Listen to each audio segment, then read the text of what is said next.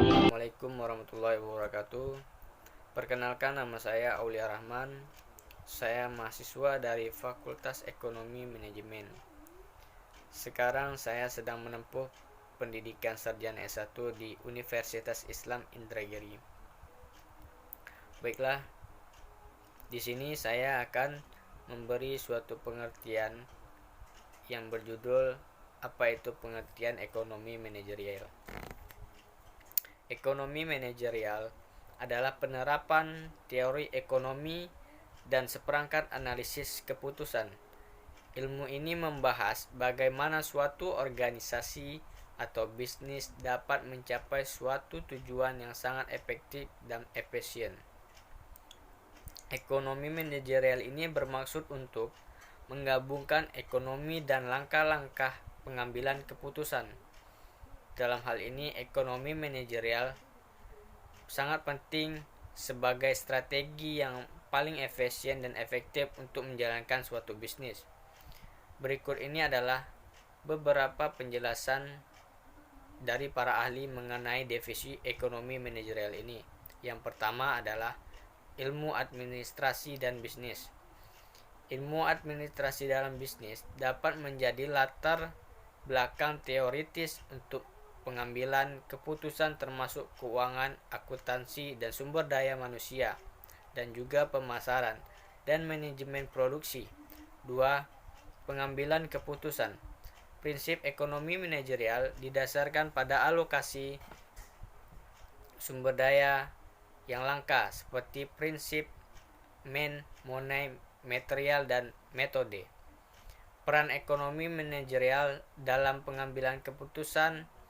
Manajerial harus menerapkan teori dan metode ekonomi. Kemudian keduanya dikombinasikan dengan alat dan teknik analisis ekonomi untuk pemecahan masalah manajerial yang optimal.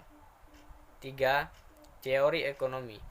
Keberadaan teori ekonomi dapat menjadi referensi untuk pengambilan keputusan. Teori ekonomi itu sendiri terdiri dari teori ekonomi makro dan ekonomi mikro.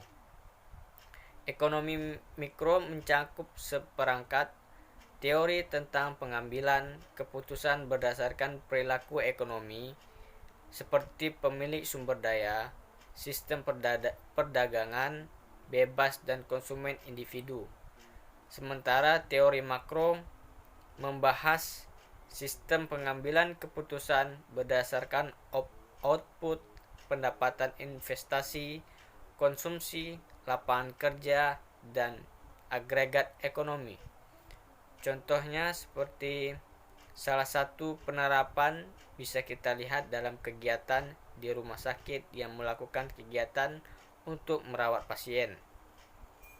Rumah sakit tentunya harus memiliki informasi yang sangat akurat tentang jumlah pasien yang dapat dirawat setiap harinya.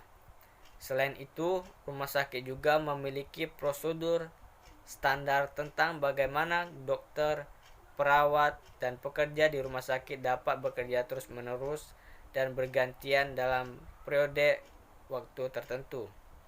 Tentu saja, untuk mendapatkan kinerja yang sangat optimal harus dimulai dengan keputusan yang tepat mengenai prosedur kerja standar. Dengan begitu, potensi kesalahan dan kekurangan bisa diminimalisir. Baiklah, hanya itu yang bisa dapat saya sampaikan. Wabillahi taufiq wal hidayah. Wassalamualaikum warahmatullahi wabarakatuh.